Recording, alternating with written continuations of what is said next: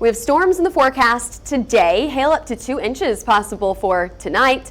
That is in the upper Ohio Valley and the Virginias for hail today. Now the cool down is also coming, but it's going to come in stages. So I hope that you enjoyed this nice warm weather that we had this weekend, because we're going to see cooler temperatures coming into the Midwest today and tomorrow, and then moving into places like the West, like Colorado, later on this week. We could even see some snow up in Colorado later on this week.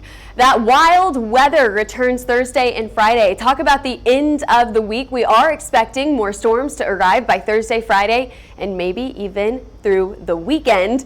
Let's move on to the storm risk here. Here's your hazards for today. Large hail, isolated tornadoes, and strong wind gusts. At around 3 o'clock this afternoon to about 1 o'clock tomorrow morning, you're going to start to see these storms wide, more coverage there, moving off to the east, and then we're going to see a line of storms, a broken line of storms all the way through Kentucky through the evening hours. At first, I think that we could see some hailers out of this, and then it will turn into a wind event.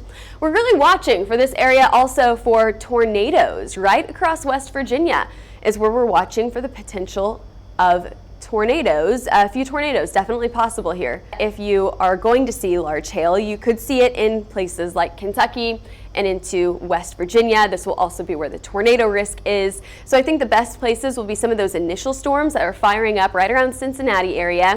What about that wind risk? I mentioned that we've got a pretty decent wind risk, especially the farther east that you get. I think anywhere from Charleston all the way to Baltimore and Richmond is where we're going to see the highest winds. Okay, here's your tornado risk for today. Charleston to Louisville, we have a pretty decent tornado risk. It's a level 2 on a scale of 5, okay, so that moderate risk highlighted here in yellow for several tornadoes later on this evening. Again, the best time for this will be between that 3 to about 8 o'clock time zone, and then that risk will go down after the sun sets this evening. We're watching for Iowa all the way out to Omaha. Kansas City not included in this risk. However, wait until Friday. So on Friday, many people included in the storm risk here, anywhere from Chicago all the way down to St. Louis. Most of Missouri included in this, northeastern Arkansas into Oklahoma, including Oklahoma City. And then this risk for now skids right to the north of Dallas. However,